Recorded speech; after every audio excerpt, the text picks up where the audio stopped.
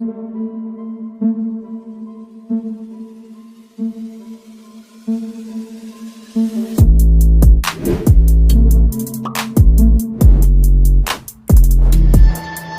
दोस्तों, scary story official में आप सबका स्वागत है।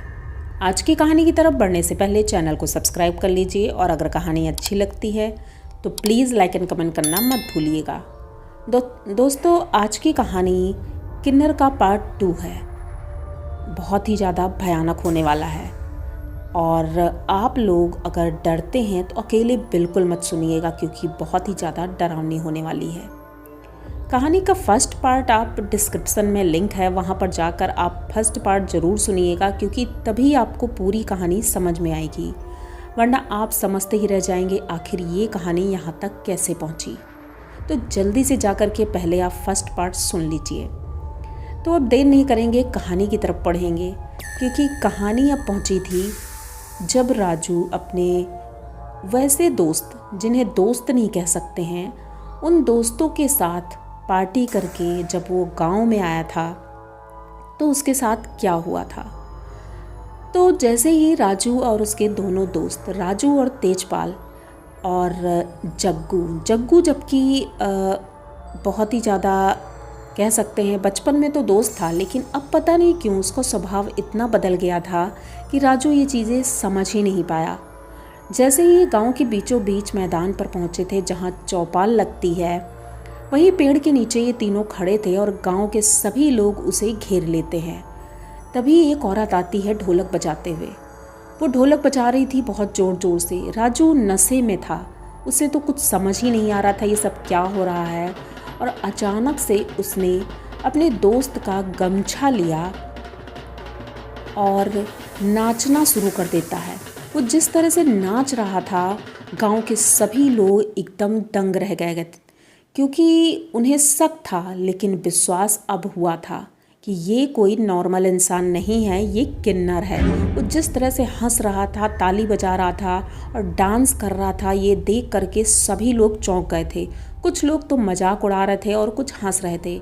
ये आवाज़ें अभी तक तो राजू के कानों तक नहीं पहुंची थी, लेकिन जब सभी लोग बहुत ज़ोर ज़ोर से हंसने लगे और चिल्लाने लगे, तभी राजू को इस बात का एहसास होता है कि उसने कुछ गलत किया है। वो एकदम शांत हो जाता है, इधर उधर देखने लगता है, यहाँ तक कि कह सकते हैं सारा नशा उतर गया था। पहली बार उसने नशा किया था और उसे पता ही नहीं था कि ये सारी चीज़ें कैसे होती हैं, लेकिन इन सब हरकतों की वजह से उसका नशा उतरने लगा था। तभी प्रधान जी आते हैं, उनके हाथ में लाठी थी। वो लाठी लेकर उसे मारने लगते हैं। उनके हाथ उठाते ही गांव के और लोगों के अंदर हिम्मत आती है और वो लोग भी राजू को मारने लगते हैं। राजू एकदम से चीखते हुए उठकर खड़ा होता है और कहता है कि तुम लोग मेरे साथ ऐसा नहीं कर सकते हो। ये भगवान की मर्जी थी कि मैं इस धरती पर इस तरह से आया हूँ। आप लोगों की तरह नॉर्मल इंसान बनकर नहीं आया हूँ, तो आप लोग मेरे साथ ऐसा नहीं कर सकते हो। और अब मैं बाहर रहता हूँ, तो आप लोगों को क्या प्रॉब्लम हो रही है। लेकिन वो लोग कुछ नहीं सुनते हैं, बस राजू को मारते ही रहते हैं। राजू एकदम लहूलुहान हो जाता है, बहुत ही ज़्यादा दर्द में था, चीख रहा था, चिल्ला रहा था।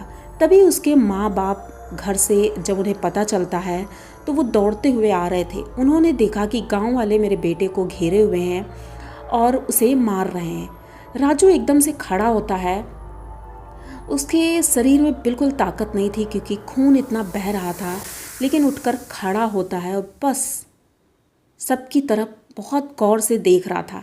उसने कहा कि आज शायद मेरी जान चली जाए, लेकिन कहते हैं किन्नर का आशीर्वाद और उसका श्राप बहुत ज़्यादा लगता है। तो आप लोगों के ऊपर मेरा श्राप है कि इस पूरे गांव में एक भी मर्द नहीं बचेगा, और जो मर्द बचेगा वो जीवित नहीं रहेगा।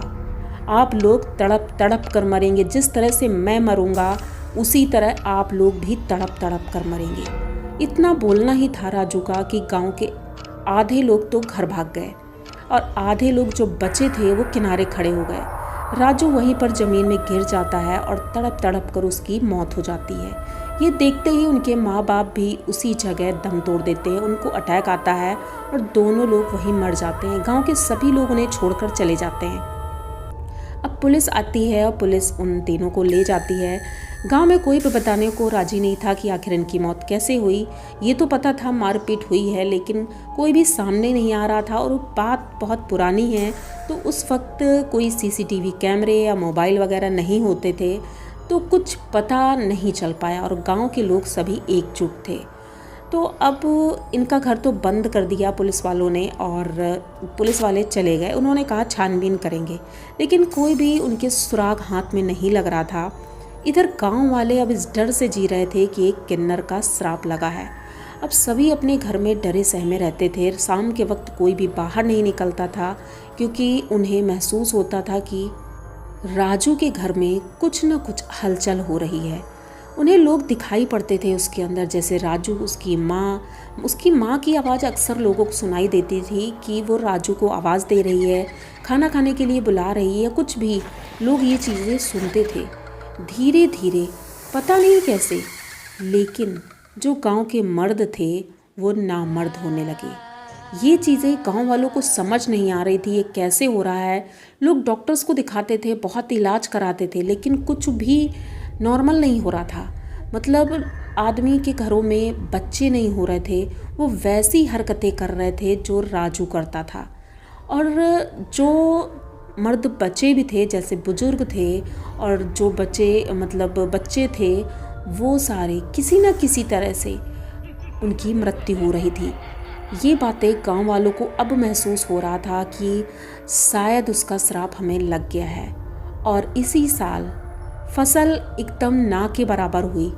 इस वजह से गांव में भुखमरी हो गई, क्योंकि गांव के लोग इतने अमीर नहीं थे, वो अपनी खेती पर ही डिपेंड थे। सूखा पड़ गया, इस वजह से कुएं तक सूख गए, नलों में पानी आना भी बंद हो गया। गांव के लोग तड़पने लगे थे। ये दुर्दशा बहुत ही ज़्यादा दयनीय भी थी, लेकिन जो उन्होंने किया था वो तो भुगतना ही था। अब इसका श्राप कैसे तोड़ा जाए, ये चीज़ें इन लोगों को पता नहीं थी। और जग्गू और तेजपाल, इन दोनों ने तो बहुत ही ज़्यादा गलत काम किया था, क्योंकि एक दोस्ती का रिश्ता इन्होंने तोड़ा था। तो इन दोनों के साथ कैसे अच्छा हो सकता था। एक रात दोनों दोस्त उसी पेड़ के नीचे बैठे बातें कर रहे थे और वो सोच रहे थे कि शायद उन्हें ये नहीं करना चाहिए था। कहीं ना कहीं उनके अंदर ये गिल्ट था, लेकिन अब जो होना था वो तो हो ही चुका था। तभी उसे राजू दिखाई पड़ता है। कुछ दूरी पर राजू खड़ा था और राजू हंसते हुए, ताली बजाते हुए उनकी तरफ आता है और पूरे उसी अवतार में आता है जैसा वो है, यानी कि खुशबू। वो लोग देख करके डर जाते हैं, उनके रोंगटे खड़े हो जाते हैं। अब वो भाग भी नहीं सकते थे, क्योंकि वो बहुत करीब आ गया था और डर की वजह से वो पूरा गीले हो गए थे।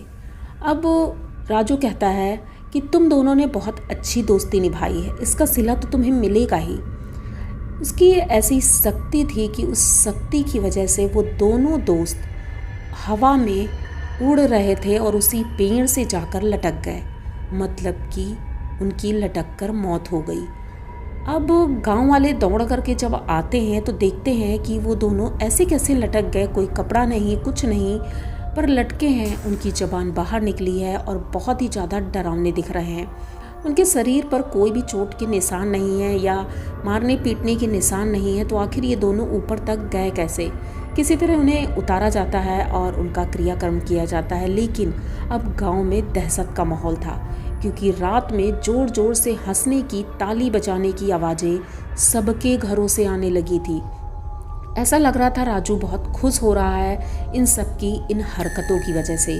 लोग घर से बाहर निकलना बिल्कुल छोड़ चुके थे, अपने घरों में कैद हो गए थे और तड़प तड़प कर मर रहे थे, क्योंकि ना ही उनके पास खाना था और ना ही पानी था। जो प्रधान जी थे, एक दिन प्रधान जी अपने घर के आंगन में चारपाई में बैठे थे और वो अब सोच रहे थे इसके निवारण के लिए हम क्या करें। तभी उन्हें पता चलता है दूसरे गांव में एक बहुत बड़े महंत हैं, वो आए हैं। तो प्रधान जी बस उधर जा ही रहे थे, बैलगाड़ी में बैठे और चल पड़े। उन्होंने सोचा कि अब हम उनसे पूछेंगे कि हमारे गांव के लिए क्या सही है, क्या गलत है, कुछ तो बताएं वो। आधे रास्ते पर ही पहुंचे थे तभी बारिश बहुत ज़ोर होने लगती। ये बारिश बहुत दिनों बाद हुई थी, जो कि शायद कह सकते हैं कि जो सूखा पड़ा था उसकी वजह से मतलब लोग बहुत परेशान थे। लेकिन ये बारिश उनके लिए खुशी थी, लेकिन उन्हें नहीं पता था ये खुशी नहीं है। प्रधान जी अभी थोड़ी आगे ही निकले थे कि अचानक से बिजली कड़कती है और उनके ऊपर गिर जाती है। प्रधान जी वहीं पर उनकी मौत हो जाती है और बारिश बंद हो जाती है। यानी कि बारिश तो हल्की हुई थी, लेकिन वो सिर्फ बिजली कड़की थी। अब जो बैलगाड़ी में सवार एक उनका मतलब चलाने वाला था गाड़ी को, वो उस बैलगाड़ी से सीधे उस गांव जाता है, प्रधान जी को वहीं छोड़ देता है और उस गांव पहुंचता है, महंत जी से मिलता है और कहता है कि महंत जी, हमारे गांव में तो त्राही त्राही मची है, राजू की आत्मा हमें जीने नहीं दे रही है। महंत जी उसे चुप रहने का इशारा करते हैं पहले तो, फिर कहते हैं तुम लोगों ने जो किया है वो अच्छा नहीं किया है, वो तो तुम्हें भुगतना ही पड़ेगा। लेकिन वो रोने लगता है कि हमारे बच्चे, हमारे माँ बाप सब भूखे मर रहे हैं, इसके लिए कुछ तो उपाय करो। तो उन्होंने कहा इसका कोई उपाय नहीं है, वो तो तुम्हें राजू ही बताएगा। अब ये लोग बहुत परेशान थे, तो गांव के कुछ बुजुर्ग और उनके माँ बच्चे सभी लोग थे, सब लोग महंत के पास जाते हैं। तो महंत जी राजू को बुलाते हैं। राजू अपने मम्मी पापा के साथ वहीं पर परछाई के रूप में लोगों को दिखाई देता है। महंत जी पूछते हैं आखिर तुम ये बताओ, तुम्हारा बदला तो पूरा हो गया है, तुम क्या चाहते हो कि ये लोग तुम्हारे लिए करें ताकि तुम्हें मुक्ति मिले? ऐसे तुम्हें मुक्ति नहीं मिलेगी। अब उनके माँ बाप तो कुछ नहीं बोल रहे थे, लेकिन राजू बहुत ज़्यादा गुस्से में था। लेकिन उनके माँ बाप बोलते हैं कि बेटा, हमारी मुक्ति तो राजू की मुक्ति के साथ ही होगी। लेकिन उन लोगों ने कहा कि राजू की मुक्ति हम लोग ऐसे नहीं करा सकते हैं, उनका कुछ नियम होता है, कानून होता है, तो लेकिन एक काम हम कर सकते हैं। तो राजू ने कहा कि मेरे माँ बाप अगर चाहते हैं तो इस गांव में एक मंदिर बनाया जाए राजू के लिए। अगर उस मंदिर में जो इंसान पूजा करने आएगा, अपना मत्था टेकेगा, वो सुरक्षित रहेगा, और जो मत्था टेकने नहीं आएगा उसके साथ बहुत बुरा होगा। महंत जी ये सुनते ही गांव वालों की तरफ इशारा करते हैं और कहते हैं उनके माँ बाप का अच्छा से क्रियाकर्म करो, और राजू का क्रियाकर्म जो विधि विधान से होता है वो लक्ष्मी जी करेंगी। लक्ष्मी को खबर भेज दी गई थी, तो लक्ष्मी आ जाती हैं। वो राजू का जिस तरह से उनका करना था वो उन्होंने किया। इधर राजू के नाम पर मंदिर बनता है, एक मूर्ति रखी जाती है, और उसके बाद से गांव के सभी लोग आज तक वहाँ पर पूजा करते थे, और जो लोग पूजा नहीं करते थे वो मारे जाते थे। कहते हैं राजू की आत्मा अभी भी लोगों को दिखाई पड़ती थी। लेकिन अब इतने साल हो गए हैं, तो अब शायद वो मंदिर भी धुंधला हो गया, उस गांव में कोई भी नहीं रहता है, गांव खाली हो गया है, क्योंकि धीरे धीरे वहाँ से लोग चले गए थे। लेकिन अब वो सुरक्षित हैं, क्योंकि उस मंदिर में जो भी वहाँ से गुजरता है उस मंदिर में मत्था जरूर टेकता है। तो आप लोगों को राजू की ये कहानी कैसी लगी? अगर अच्छी लगी हो तो प्लीज़ चैनल को सब्सक्राइब करिए, लाइक कमेंट करिए, शेयर करिए, और बने रहिए हमारे साथ। इसी तरह की नई नई कहानियाँ मैं लेकर आती रहती हूँ। तो मिलते हैं फिर किसी नई कहानी में, तब तक के लिए डरते रहिए।